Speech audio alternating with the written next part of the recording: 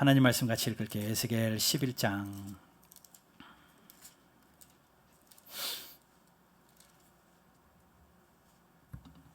19절과 20절 말씀. 에스겔 11장 19절과 20절. 구약성경 1163페이지입니다. 에스겔 좀 생소하세요? 1163페이지 에스겔 11장 19절과 20절. 우리 한 목소리를 같이 읽어보겠습니다. 같이 읽습니다. 시작.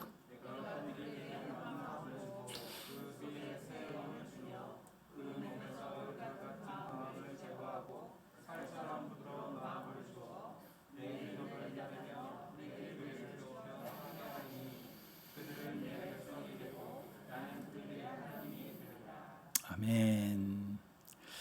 그들은 내 백성이 되고, 예? 하나님이 선택한 하나님의 사람들이 하나님의 백성이 되고, 또 그 다음에 나는 그들의 하나님이 되리니. 그 백성들은 하나님의 백성이 되고 그 하나님은 그 백성들의 하나님이 된다라고 말씀합니다. 오늘 말씀의 제목은 이렇습니다. 하나님의 백성, 나의 하나님.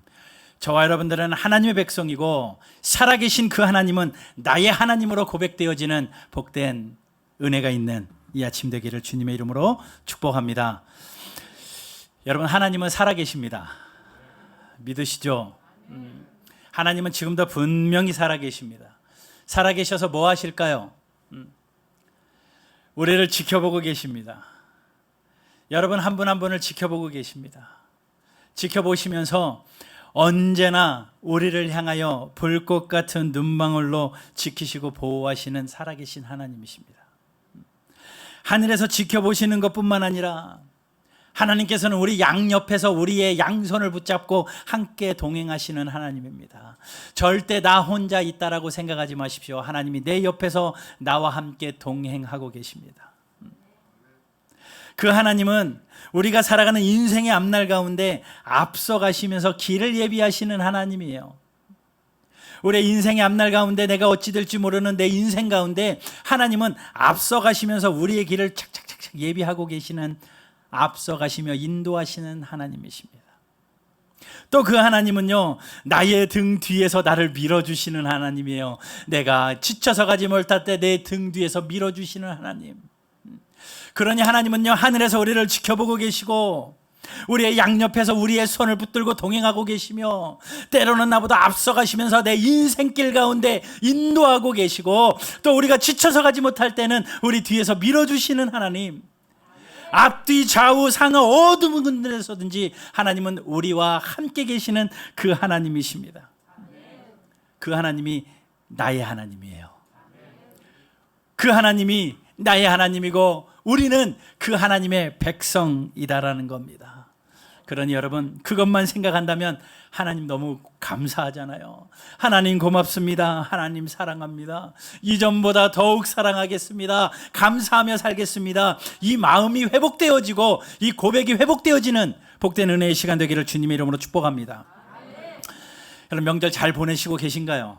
오늘 내일까지 또 연휴 기간이죠. 그래서 많은 분들이 또 지방에 출타하시고 또 그러기는 했지만 명절의 분위기도요, 참 시대가 변하면서 많이 변했더라고요. 옛날 같지 않은 것들 있잖아요. 세월이 보내면서 모든 게 다 변하더라고요. 변하지 않는 게 없습니다. 그런데 그 변화는요, 잘 되어지면 정말 좋은 거예요. 우리나라 식당을 연구하는 연구소가 있다는데 꼭 망하는 식당이 특징이 있대요. 뭐 맛이 없어서 망하고 뭐 다른 것 때문에 망하는 것이 아니라 식당들이나 무슨 모든 사업이 도태되어지는 데는 변화에 민감하지 못하기 때문이다라는 겁니다. 고객들의 그런 만족도가 변하고 또 세상의 환경이 변하고 변하는데 그 변화를 제대로 따라가지 못하기 때문에 사업에 실패하고 식당을 문을 닫게 된다라는 그런 연구를 봐요. 그런 걸 볼 때 참 변화를 잘 맞추어가며 변화되어지는 것은 참 좋다라고 생각이 됩니다. 찰스 다윈이 이런 말을 했어요. 가장 강한 종이나 가장 똑똑한 종이 살아남는 것이 아니라 가장 변화에 잘 적응하는 종이 살아남는데요. 가장 강하고 가장 똑똑한 것만이 살아남는 게 아니라 가장 변화에 잘 적응하는 것이 살아남는데요. 늘 행복하고 지혜로운 사람이 되려면 자주 변화되어야 한다라는 그러한 말들도 흔히 듣고 있습니다. 예, 변화돼야죠. 우리가 시대를 살아가면서 시대에 발맞춰서 잘 변화되어지는 것은 참 중요한데 그 변화가요 정말 한 끗 차이더라고요. 어떻게 보면 변화가 되어서 정말 좋은데 어떻게 되면 변화가 되어서 슬픈 일도 있어요. 사람들과의 관계가 그렇잖아요. 또 부부의 관계도 그렇고 부모 자식 간의 관계도 그렇잖아요.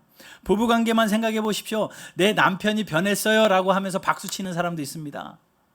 그런데 또 한편으로는 똑같은 변화인데 내 남편이 변했어요 하면서 우는 사람도 있어요. 자식과의 관계도 그렇습니다. 내 자식이 변했어요 라고 하면서 내 자식이 철들고 성숙해서 변했어요 라고 박수치는 일도 있지만 내 자식이 변했어요, 달라졌어요 라고 슬퍼하는 일도 있어요. 그러니 변화는요 긍정적인 변화가 있어야 되지 부정적인 변화는 우리를 더 힘들게 만든다라는 겁니다. 이렇게 말씀드리고 싶어요. 긍정적인 변화는 변화일 수 있지만 부정적인 변화는 변질입니다. 변질입니다. 그런데 이 변화가요 우리의 삶이나 우리의 세상에만 있는 것이 아니라 교회 안에도 참 많은 변화들을 보여주고 있더라고요. 여러분 코로나를 지나면서도 정말 교회들이 많이 변했잖아요. 우리의 신앙의 모습들도 많이 변했잖아요. 뭐 어디 비대면이 있습니까? 어디 온라인으로 예배했었습니까? 그런데 이제는 그것이 너무나도 일상화가 됐잖아요.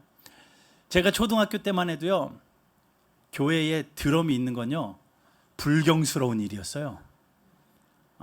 교회에 드럼이 들어오기 시작하는 순간 젊은이들은 환호를 했지만 어른들은 불경스럽게 교회에서 무슨 드럼. 그런데 요즘 큰 집회들 가면요 드럼이 없으면 찬양이 안 된대요.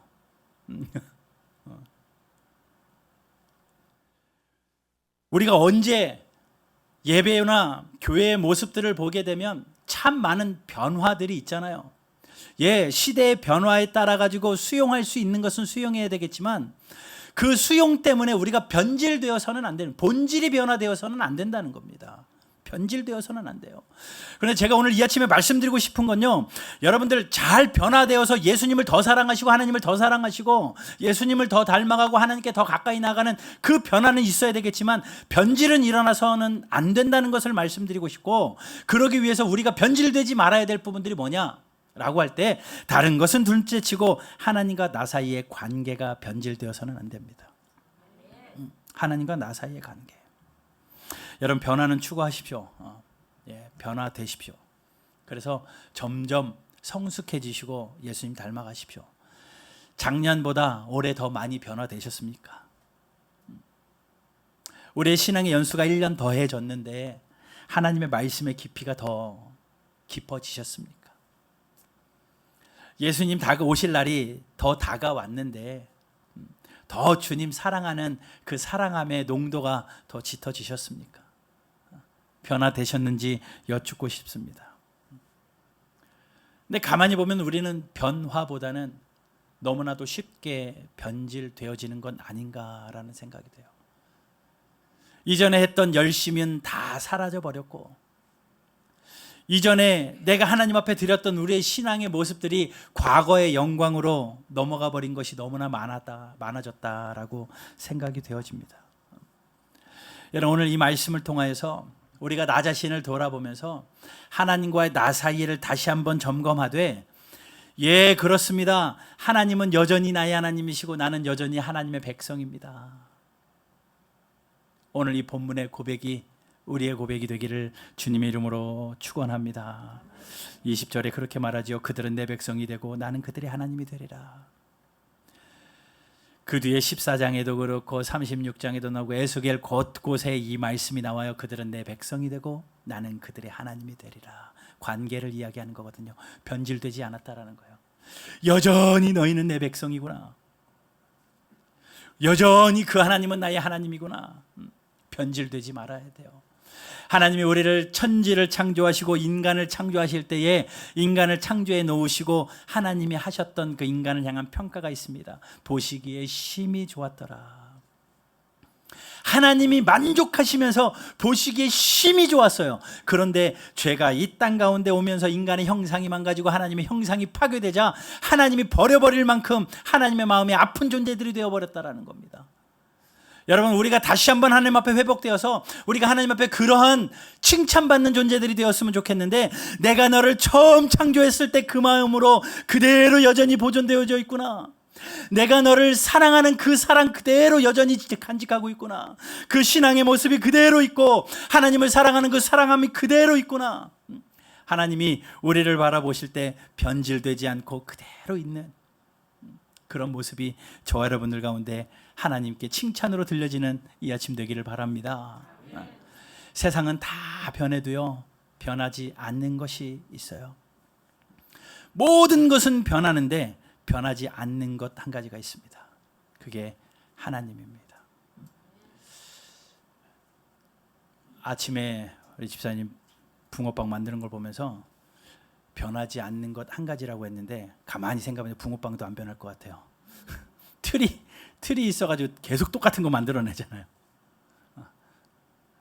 그런데 틀이 바뀌면 또 바뀌겠죠. 그러나 세상이 변하고 만물이 변해도 변하지 않는 것은 한 분 하나님이십니다. 그러면 하나님과 나 사이에는, 하나님과 나 사이의 관계는 변함이 없어야 되거든요. 그런데 변해요. 변질이 됩니다. 이유는 내가 변하기 때문에 그런 거예요. 하나님은 한결같습니다. 하나님은 언제나 우리를 향한 동일한 눈으로 바라보고 계시고, 하나님은 우리를 향한 그 사랑이 한 번도 변한 적이 없으시고, 그 아들 예수 그리스도를 주시면서까지 건져내신 그 하나님의 사랑이 한 번도 변한 적이 없으시고, 같은 눈빛으로 늘 우리를 바라보고 계시는데, 우리는 계속 우리가 변질되기 때문에 하나님과의 나 사이의 관계가 멀어졌다, 줄어들었다가 변질됐다, 변화됐다 하는 것 아니겠습니까? 하나님은 동일하신데 우리의 마음이 변해요. 우리의 행동이 변합니다. 우리의 신앙이 변합니다. 그러니 하나님과의 관계를 생각할 때 내 자신을 돌아보는 것이 필요합니다. 냉정하게 여러분을 돌아보십시오. 사람들이 다 변질되죠. 신앙의 익숙함 때문에 때때로 변질됩니다. 왜 그런고 하면 자기 중심적으로 신앙생활하기 때문에 그래요. 여러분, 우리의 신앙이 변질되는 첫 번째 이유는요, 자기중심적인 신앙생활 때문에 그렇습니다. 오늘 본문을 가만히 들여다보십시오. 19절에 하나님이 그렇게 말씀하십니다. 내가 그들에게 한 마음을 주고 그 속에 새 영을 주며 그 몸에서 돌 같은 마음을 제거하고 살처럼 부드러운 마음을 주어 내 율례를 따르며 내 규례를 지켜 행하게 하리니 그들은 내 백성이 되고 나는 그들의 하나님이 되리라. 하나님이 이렇게 말씀하시죠. 근데 오늘 본문을 좀 배경을 잠깐 설명해 드리겠습니다. 본문 배경은요, 유다 백성들이요 불순종합니다. 유다 백성들이 하나님을 떠나고 이방신을 섬기고 하나님의 말씀과 규례를 지키지 않고 하나님 앞에 죄악만 짓자 하나님께서 그 유다 백성들을 치십니다. 하나님이 징계하셔요. 그 당시에 하나님이 하나님의 백성들을 징계하시는 방법은요, 주변의 강대국들을 일으키셔서 강대국들이 치게 만드는 거였거든요. 북왕국도 그렇게 아수르의 침략으로 멸망당했습니다. 이 남한국 유다 백성들도 여전히 하나님 앞에 죄악을 짓자 하나님께서 586년에 바벨론을 들어 쓰셔서 바벨론이 침략하게 해서 예루살렘 성이 함락당합니다. 성전이 불타 없어집니다. 그리고 백성들이 포로로 잡혀갑니다. 그러면 회개해야 되잖아요. 그런데 포로로 잡혀간 자들은 포로지만 포로로 안 잡혀간 자들이요, 남은 자들이요, 아이고 우리는 포로로 잡혀가지 않았다, 그나마 다행이다 라고 하면서 계속 죄를 져요. 그 가운데 있었던 또 다른 종교 지도자들은 거기서 엉뚱한 것들을 이야기하면서 백성들을 혼란에 빠지게 만들고 하나님 앞에 더욱더 죄를 짓도록 만들고 점점 다른 길로 인도하기 시작합니다. 하나님이 그걸 보시고 여기를 다 쓸어버리고 예루살렘을 다시 재건하게 하고 하나님께서 포로로 잡아갔던 백성들을 다시 훈련시켜서 그들을 하나님께서 하나님의 백성으로 만들어 다시 하나님의 약속의 땅 예루살렘으로 데려다 놓으시고 그들을 다시 구속의 주인공들로 삼아서 하나님의 역사를 이루어 가실 것을 이야기를 하는 거예요. 그러니 범죄했던 그들의 마음들을 하나님이 변화시키시고 그들의 굳은 마음을 제거하고 돌같이 딱딱한 마음을 제거하고 부드러운 마음을 그들에게 허락하고 하나님의 말씀을 지키고 하나님의 말씀대로 규례를 지키는 백성들을 만들어 놓은 후에 그들을 다시 예루살렘으로 심어 놓으셔서 그들은 내 백성이 되고 나는 그들의 하나님이 되리라 라고 말씀하시며 하나님의 구속 사역을 이뤄 가시겠다라는 겁니다. 자, 그러면 하나님의 백성이 되고 그들은 하나님의 백성이요 하나님은 나의 하나님이 될 수 있는 그 관계의 중요한 건 뭐냐면요, 하나님의 말씀 앞에 있는 그러한 모습입니다.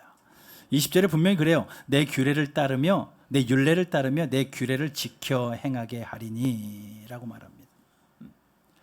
그러니 하나님께서 하나님의 백성들은요 하나님의 말씀을 따라 살고 말씀을 지키는 것이 하나님의 백성들이라는 거죠. 그렇게 해서 너희들은 내 백성이 되고 나는 너희의 하나님이 되리라 라고 하나님이 말씀합니다. 여러분, 백성이 되어진다는 게 무슨 뜻입니까? 우리가 하나님의 백성이 되어진다는 것이 무슨 뜻입니까? 하나님의 백성이기 때문에 하나님이 책임지신다는 거예요. 하나님이 보호하신다는 겁니다. 천지를 창조하신 하나님이 그 권능의 팔로 우리를 지키신다는 겁니다. 어떠한 순간에도 우리를 떠나지 아니하시고 아까 제가 말씀드린 것처럼 앞서가시면서 뒤에서 양옆에서 우리의 삶을 보호하시는 하나님이시라는 겁니다.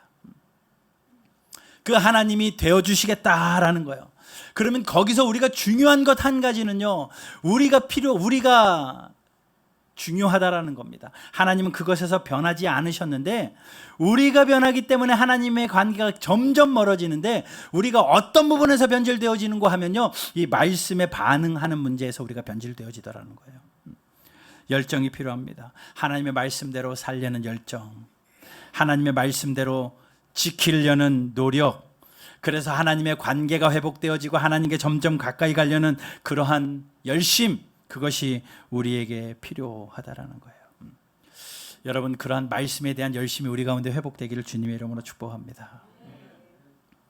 경건에 이르도록 내 자신을 연단하라 할 때 제가 계속 첫 주일부터 강조했던 것은 말씀의 반응입니다. 하나님의 말씀을 읽고 하나님의 말씀 앞에 반응하지 못하고 하나님의 말씀 앞에서 내가 울지 못하면 여러분, 하나님과의 관계는 점점 변질되어질 수밖에 없어요. 점점 변질되어질 수밖에 없어요. 이 험한 세상에서 보고만 볼 것 많고 유혹거리 많은 이 험한 세상에서 하나님의 말씀 중심으로 살지 않고 내 중심으로 살게 되어지면요, 다 변질될 수밖에 없습니다. 여러분, 우리가 신앙생활도 자기 중심으로만 합니다. 사람들이 자기 중심으로 살아가죠. 모든 것을 자기 중심으로 살아갑니다. 뭐 약도를 하나 그래도 자기 집을 제일 중간에도 놓고 약도를 그리잖아요. 세계 지도를 그려도 각 나라들이 자기 나라를 제일 중앙에 놓고 세계 지도를 그립니다. 다 자기 중심적입니다. 그래야 좋습니다. 그런데 우리가 신앙생활할 때는 자기 중심적으로 하면요 100% 변질돼요. 내 중심적으로 신앙생활하는 게 뭔 줄 아십니까? 내 편의에 따라 신앙생활하는 거예요. 내가 하고 싶을 때 하는 거고 내가 하기 싫을 때 안 하는 거고, 내가 예배하는 것도 내가 편한 대로, 내가 기도하는 것도 내가 편한 대로, 하나님의 말씀 사는 대로 사는 것도 내가 편한 대로. 언제적부터 우리가 우리 편한 대로 우리의 입맛에 맞춰서 신앙생활했습니까? 그렇지 않습니다. 하나님의 말씀대로 신앙생활해야 돼요. 여러분, 내가 신앙생활하는 나의 중심을 놔두고 하나님이 무언가 해주시기를 바라니까 자꾸 신앙이 변질돼요. 여러분, 신앙생활은요 하나님을 중심에 두고 하나님의 말씀을 중심을 두고 내가 변해가는 겁니다. 그런데 우리는 자꾸 내 환경에 따라서 신앙생활을 변화시켜버려요. 교회 다니는 것도 예배 생활하는 것도 그렇습니다. 예전 세대만 보십시오. 예전 세대 보면은 심령대 부흥회 막 이런 거 하면요, 아침 점심 저녁 하루에 5번씩, 한 번 오면 뭐 3번 3시간씩 막 부흥회 했어요. 일주일씩 그것도요. 여러분, 그랬던 경험 예전에 있으시죠? 요즘에 그런 교회가 어디 있습니까? 뭐 간혹 있기는 하지만 대부분의 교회들이 다 사라져 버렸습니다. 낮 시간에는 일 가야 되니까 낮에는 그나마 부흥회도 없어졌어요. 새벽하고 저녁에만 합니다. 새벽도 안 하니까 저녁에만 해요. 이게 요즘 교회의 트렌드가 되어져 버렸습니다. 예배는 점점 줄어듭니다. 왜 그러냐면 우리의 신앙생활, 우리의 생활의 형태에 맞춘다고. 이제는 젊은 세대들은요, 이제는 온라인 예배가 합법화되었는지 이제 조금만 피곤하면 집에서 예배 드려요. 몸이 조금만 으슬으슬하다 그러면은 오늘은 대면 예배, 비대면 예배. 자기 중심적으로 하는 겁니다. 언제부터 하나님의 말씀이, 언제부터 하나님을 향한 예배가 그렇게 우리 마음대로였나요? 아니요, 그렇지 않습니다. 우리는 우리가 변질되었던 것을 하나님 앞에 회개하고 하나님 앞에 하나님이 원하는 대로 말씀 중심으로, 하나님의 중심으로 신앙생활해야 돼요. 우리는 자꾸 내 중심으로 하기 때문에 내 입맛에 따라서 바꿔버립니다. 내 형편에 따라서 하나님을 향한 우리의 신앙의 생활의 모습들을 변화시켜요. 그러지 마시고 이제는 우리가 하나님의 말씀 중심으로, 하나님 중심으로 우리의 신앙을 변화시켜내는 저와 여러분들 되기를 주님의 이름으로 축복합니다. 여러분, 우리가 살아가는 동안에 내 중심으로 살려고 했던 것 다 내려놓고 이제 하나님 중심으로 살아야 돼요. 내 마음 하루에도 12번 변하잖아요. 그런데 내 중심대로 신앙생활하니까 어제 그렇게 은혜롭다가도 오늘은 그렇게 은혜가 없죠. 어제는 그렇게 하나님의 말씀이 달고 오며 했는데 오늘은 그렇게 하나님의 말씀이 싫습니다. 하나님이 변했나요? 하나님의 말씀이 변했나요? 아니요, 내가 변한 겁니다. 내가 변한 겁니다. 은혜의 생활이 계속되면 좋은데 그렇지 않습니다. 너무나도 쉽게 변화되고 변질되다 보니까 은혜로울 땐 은혜로운데 은혜가 없을 때는 너무나도 은혜가 없어요. 하나님의 말씀 생활도 그렇고 신앙 생활도 그렇고 교회 생활도 그렇습니다. 언제는 교회 가는 것이 너무 좋고 교회가 너무나도 은혜로웠는데 이제는 교회가 너무 싫고 은혜가 사라졌어요. 교회가 변했나요? 예, 물론 인간들이 모였기 때문에 교회가 변화될 수도, 변질될 수도 있죠. 그러나 본질은 내가 교회인걸요. 내가 교회인걸요. 하나님의 말씀이 언제는 그렇게 은혜로워가지고 들려지는 하나님의 말씀에 눈물이 뚝뚝 흘려졌는데 이제는 그 하나님의 말씀이 그렇게 지겹다고요. 하나님의 말씀이 변했나요? 변한 적 없는 이 하나님의 말씀 앞에 내가 변한 걸요. 내가 변한 걸요. 그러면서 우리는 그렇게 위로합니다. 왜냐하면 목사님 성경 읽어보니까 다윗도요, 은혜로울 때 있는데 다윗도 은혜가 사라졌을 때 있던데요. 그렇게 큰 일을 감당했던 엘리야도 참 은혜로울 때도 있지만 은혜가 다 사라져가지고 죽겠습니다, 나를 차라리 죽여주십시오라고 하나님 앞에 죽게 해달라고 하는 그런 때도 있던데요. 그것이 우리의 위안이 되고는 합니다. 하나님이여 필요하시면 그 은혜가 사라진 자들에게 하나님의 손으로 어루만지시고 또 까마귀를 보내셔서 먹이를 먹이시면서까지 그를 회복시키기도 하지만 그렇게 되는 건요, 성경에 정말 몇 번 안 돼요. 평범한 하나님의 백성들은요, 은혜가 사라지면 영적으로 시들어져 버립니다. 여러분, 질문 하나 드릴게요. 은혜가 먼저예요? 열심이 먼저예요? 닭이 먼저냐 달걀이 먼저냐 이런 질문 같기도 하지만 많은 분들이 그렇게 이야기해요. 은혜가 없어서 못하겠습니다. 교회도 은혜가 없어서 못 가겠고, 예배도 은혜가 사라져서 못하겠고, 기도도 은혜가 없어서 못하겠고, 봉사도 은혜가 없어서 못합니다. 내가 요즘에 은혜가 없어서 못하겠어요. 그게 누구 잘못인데요? 은혜가 없어서 못한다고 이야기해요. 하나님이 나에게 은혜를 안 주셔서, 교회가 은혜가 없어서, 하나님의 말씀이 은혜가 없어서 내가 못한다고 생각합니다. 아니요, 내 마음이 굳었기 때문에요. 분명한 겁니다. 하나님의 은혜는요, 한 번도 그치지 않고 우리를 향하여 쏟아 부어져요. 내가 그릇을 뒤집어 놨기 때문에 받쳐지지가 않는 것뿐입니다. 여러분, 우리가 하나님을 향하여 있으면 하나님의 은혜는 담기워지게 돼 있어요. 넘치도록 채워지게 돼 있는 겁니다. 우리가 밥그릇을 뒤집어 놓고 은혜가 없다라고 이야기하고 은혜가 사라지고 있다라고 이야기해요.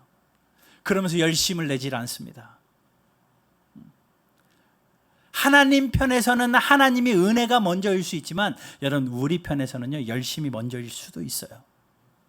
예, 은혜가 사라져도 하나님을 향하여 내가 열심을 내기 위하여 하나님의 전에 더 모이고, 내가 은혜가 없으니 이 은혜를 회복하기 위하여 억지로라도 더 기도하고, 내가 은혜가 없고 말씀이 들려지지 않기 때문에 덮어버리는 것이 아니라 어떻게 해서든지 그것을 회복해 보려고 더 말씀 앞으로 내 삶을 쳐서 내보내고, 여러분 그렇게 열심을 더할 때 열심 있는 가운데 하나님의 은혜가 더해질 수 있어요.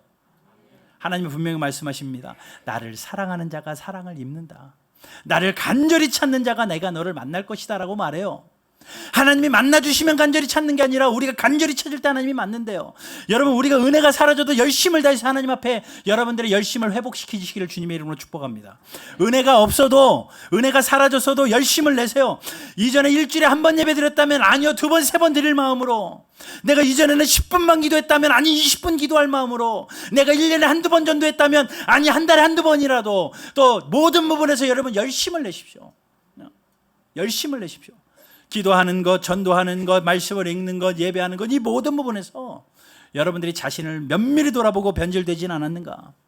과거의 영광이 아니라 내가 이전에 이래서가 아니라 지금이 중요한 거거든요. 이전보다 지금 내 형편이 더 좋아지지 않았다면 나를 돌아보고 나의 하나님, 하나님은 나의 백성, 이 관계가 변질되지는 않았나 돌아보고 하나님 앞에 더 열심을 내는 저와 여러분들 되기를 주님의 이름으로 축복합니다. 여기서 그렇게 또 이야기하죠. 예, 목사님 열심 내고 싶습니다. 그렇게 하고 싶어요. 그런데 열심히 안 나는 걸 어떻게 합니까? 맞잖아요. 뻔한 답이잖아요. 열심을 내야 되는데 열심히 안 생겨요. 열심히 안 생기는 건 어떡합니까? 예, 우리 마음이 변했기 때문에 그래요. 19절 보세요. 19절 보세요. 자, 20절 먼저 보면요. 내 율례를 따르며 내 규례를 지켜 행하게 한 후에 하나님의 백성과 하나님의 관계가 회복됩니다. 말씀이 그 관계라는 거죠. 그런데 그 말씀에 열심히 생기지 않는 이유가요, 뭐냐면요. 19절.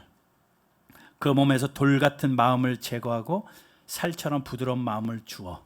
자, 돌 같은 마음이 제거되고 살처럼 부드러운 마음이 있어야지 말씀에도 열심히 생기고 하나님과의 관계에서도 아름다운 변화가 일어날 수 있는 거예요. 그런데 문제는요, 그런 열심도 생기지 않고 모든 부분에서 굳어져 버려 있는 것은 내 마음이 굳었기 때문입니다. 돌 같은 마음이 되어 있기 때문에 그래요. 여러분, 우리의 마음이 돌같이 딱딱해져 버렸습니다. 여러분, 마음은요, 사람의 정서가 자리 잡는 겁니다. 우리의 감정이 있는 곳입니다. 그런데 그것이 굳어져 버려요. 그러니 마음이 굳어져 버렸으니 감정도 없고 감동도 없고 부드러운 마음도 없습니다. 그러다 보니 열심도 없고 은혜도 없습니다. 다른 세상적인 감정이 아니라 하나님 앞에서 은혜의 감정들이 사라져 버린 거죠. 하나님의 말씀 앞에서 우리의 마음이 딱딱하게 굳어져 버린 거죠. 메말라져 버린 거죠. 굳어져 버린 거죠. 그렇기 때문에 말씀에 관심도 없고 기도에 열심도 안 생기고 전도에 열심도 생기지 않는다라는 겁니다. 변질된다라는 거예요. 에베소서 4장 18절에 이런 말씀이 있습니다. 한번 같이 읽어볼게요. 시작.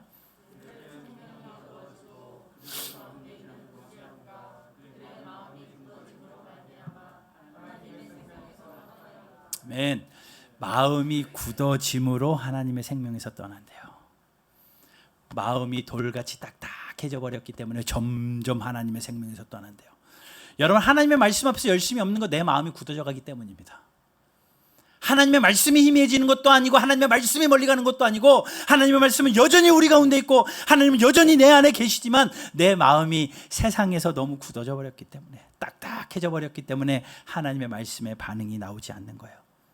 그런데요, 우리의 마음이 굳어지는 가장 큰 원인은요, 죄 때문입니다. 죄 때문이에요. 여러분, 우리가 죄 가운데 출생한 자들이잖아요. 죄 가운데 살아갑니다. 죄 많은 세상 가운데 죄 짓지 아니하고 어찌 살 수 있겠습니까? 다 죄 짓고 살아갈 수밖에 없는 연약한, 우리가 알고도 짓고 모르고도 짓는 것이 우리네 모습인데, 그 죄 앞에서 철저히 눈물로 회개하는 회개의 삶이 있어야 그 돌 같은 마음이 조금이라도 변화될 기회가 있는 거예요. 다윗도요, 그 돌 같은 마음 때문에 여러 가지 죄들을 짓잖아요. 그런데 다윗이 위대했던 이유는 뭔 줄 아십니까? 죄를 안 지어서 위대한 게 아니라 돌같이 딱딱해졌던 그 마음을 경험하고 나면 그는 하나님 앞에 무릎을 꿇을 수 있는 용기가 있었던 사람입니다. 시편 51편 보십시오. 시편 51편 말씀 같이 읽어봅시다. 같이 읽어볼게요. 시작. 주의 얼굴을 내 죄에서 돌이키시고 내 모든 죄악을 지워 주소서. 하나님이여, 내 속에 정한 마음을 창조하시고 내 안에 정직한 영을 새롭게 하소서. 예, 자기의 마음이 굳어졌음을 알고 하나님 앞에, 하나님 내가 잘못했습니다, 하나님 내 마음을 깨끗게 하여 주십시오, 정한 마음을 창조하여 주시고 정직한 영을 새롭게 하여 주십시오, 하나님의 우술초로 나를 씻어 주십시오. 하나님 앞에 죄를 회개하는 그 회개의 모습이 있을 때 하나님이 해주시는 거예요. 여러분, 우리가 돌 같은 마음을 부드러운 살 같은 마음으로 바꿀 수 있는 이유는요, 우리가 할 수 없습니다. 여러분들의 결단으로 할 수 없고 여러분들의 각오로 할 수 없어요. 분명히 성경에 나오잖아요. 19절에 내가 라고 나옵니다. 내가 그렇게 하겠다. 내가 그 몸에서 돌 같은 마음을 제거하고 살 같은 부드러운 마음을 주겠다. 하나님이 하시는 거예요. 주체는요, 우리의 마음 내 마음대로 못합니다. 여러분들의 마음, 그래 내 마음 돌 같은데 이제 살같이 만들어 보자, 여러분들의 의지로 절대 할 수 없어요. 하나님이 하셔야 됩니다. 그렇기 때문에 우리가 하나님이 할 수 있도록 하나님 앞에 무릎을 꿇어야 돼요. 하나님, 내가 죄 많은 인생 가운데 죄를 짓고 살았습니다. 주의 우술초로 나를 깨끗이 씻어주시고 하나님, 내 정한 마음을 창조하시고 정직한 영을 새롭게 하여 주십시오. 그렇게 하나님 앞에 기도할 때에 그제서야 비로소 하나님께서 돌 같은 우리의 마음을 제거하여 주시고 살 같은 마음을 부어주시는 거예요. 하나님 앞에 회개 기도 한 번 하지 않고 우리가 부드러워질 수 있다고요? 아니요. 그러니 그러한 모습이 없으니 은혜가 없다고 말하죠.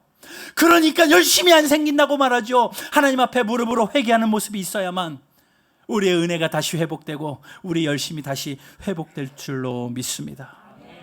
여러분, 그러면요, 하나님이 돌 같은 마음을 제거하고 살같이 부드러운 마음을 주시면요, 어떤 역사가 일어나는 줄 아십니까? 돌 같은 마음이라는 건요, 우리의 마음이 굳은 살이 배겼다고 그러는 거예요. 굳은 살이, 굳은 마음이란, 마음이 무뎌지는 거죠. 몸에 굳은 살이 있는 부분은요, 감각이 사라지잖아요. 그런데 굳은 살이 없는 살같이 부드러운 부분들은요, 되게 예민합니다. 여러분, 어디가 제일 굳은 살이 있나요? 발뒤꿈치인가 그런가요? 거기에 바늘 같은 걸로 콕콕 찔러도요, 아무런 감각이 별로 없어요. 그런데 되게 부드러운 부분, 뭐 눈썹 같은데 예민한 부분을 바늘로 살짝만 건드려도요, 굉장히 반응이 옵니다. 우리 마음이 그렇게 된다는 거예요. 마음이 굳어버리면요, 하나님의 말씀이 들려도 감동이 없고, 하나님의 말씀이 우리를 훈계하는데도 눈물이 안 나고, 하나님의 말씀은 바르게 함과 의로 인도하기에 부족함이 없는데 그 말씀을 따를 생각도 전혀 없고 마음이 굳어져 버렸기 때문에. 그런데 우리의 마음이 부드러워지면요, 하나님의 말씀 한 말씀에 우리가 즉각 반응해요. 하나님의 말씀이 나를 찌르면 내가 아파서 반응하고, 하나님의 말씀이 우리를 격려하면 그 격려 때문에 힘이 나서 반응되어지고. 그런데 그 마음이요, 하나님이 우리에게 해 주셔야만 되는 거예요. 그런 여러분, 이 아침에 하나님 앞에 무릎으로 기도하고, 하나님, 돌 같은 내 마음을 변화시켜 주시고 살같이 부드러운 마음이 있어서 나도 하나님의 말씀에 예민하게 반응하며 사는 성도 되길 원합니다. 기도하시고, 그렇게 기도하는 가운데 우리에게 은혜가 회복되고 열심히 회복되어서 오늘 본문에 있는 것처럼, 예, 나는 하나님의 백성